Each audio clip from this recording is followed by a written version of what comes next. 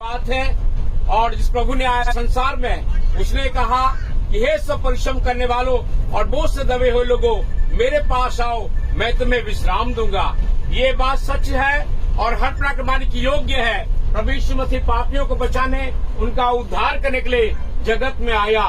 चोर और किसी काम के लिए नहीं आता, चोरी करने, घात करने, नाश करने के लिए आता है। प्रभु यीशु मसीह संसार में आया मान को जीवन देने के लिए और बहुतायत का जीवन देने के लिए। सुन तो लो मेरे प्रिय भाई और बहनों, मानव का जीवन घास के समान है, फूल के समान है, पानी के बुलबुले के समान है। और संसार जो है, जो थोड़े दिनों के संसार में जो मानव आया हुआ है, जो स्त्री में से उत्पन्न होता है, वो थोड़े दिनों का होता है। मेरे प्रिय लोगों, जिस परमेश्वर ने मानव को आंख दिया देखने के लिए, कान दिया सुनने के लिए, नाक दिया निश्वास लेने के लिए, मुंह दिया बोलने के लिए, आकाश से बारिश देता है, सूर्य का प्रकाश देता है, चंद्रमा की रोशनी देता है और वायु देता है, उस प्रभु परमेश्वर के बारे में बताना चाहते। इस परमेश्वर ने आकाश, पृथ्वी, समुद्र सब वस्तुओं को बनाया है। मान के बना है, भवनों में नहीं रहता। मान को जीवन, श्वास और सब कुछ देता है।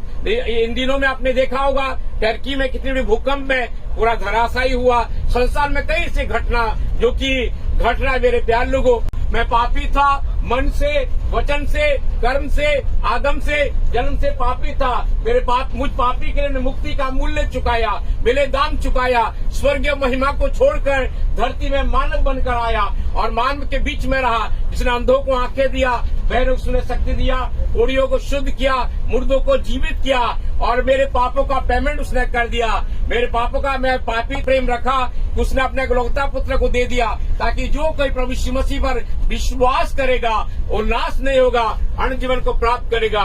ये जो कि है और मानव के लिए हमारे पाप को, श्राप को, बीमारी को, गरीबी को, ये सब का भुगतान कर दिया। जो कोई प्रभु यीशु मसीह पर विश्वास करेगा वो नाश नहीं होगा, अनंत जीवन को प्राप्त करेगा।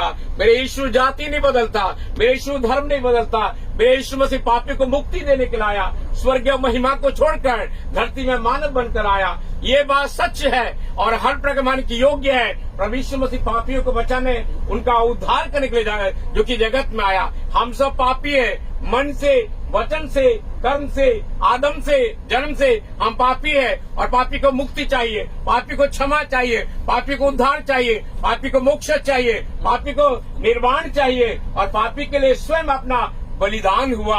मानव को दंड देने के लिए आया पर दया करने के लिए आया। वो दया का सागर है, क्षमा का खान है। मानव के संसार में जो स्त्री से उत्पन्न होता है थोड़े दिनों का होता है, जो कि कष्ट और दुख से भरा हुआ रहता है। सुन तो लो मेरे प्यारे, मनुष्य की आयु तो ठहराई गई है। मनुष्य का आयु 70 साल का होता है, बल्कि 80 वर्ष भी हो जाए उसमें कष्ट और शोक और दुख ही दुख है। प्रभु यीशु मसीह ने संसार में देने के लिए आया, मुक्ति देने के लिए आया, शांति देने के लिए आया, क्षमा देने के लिए आया, छुटकारा देने के लिए आया। पवित्र शास्त्र के अनुसार, जो कि पवित्र शास्त्र में मारा गया, गाड़ा गया, जिसने मुर्दों में जी उठा और जी उठने के बाद में 500 लोगों ने उसका दर्शन को प्राप्त किए। उसने 10-12 बार उसने दर्शन दिया और मानव से कहा, मैं तुमसे प्यार करता हूँ, ना तुम्हारे रूप को देखता हूँ, न रंग को देखता हूँ, न तुम्हारे जात पात को देखता हूँ, न काले गोरे हो, पर मैं तुम्हारे, मेरा जो संबंध है तुम्हारे मन से है। क्या आप नहीं जानते कि आपका मन परमेश्वर का मंदिर है और परमेश्वर का आत्मा निवास करता है। यदि विश्वास करोगे,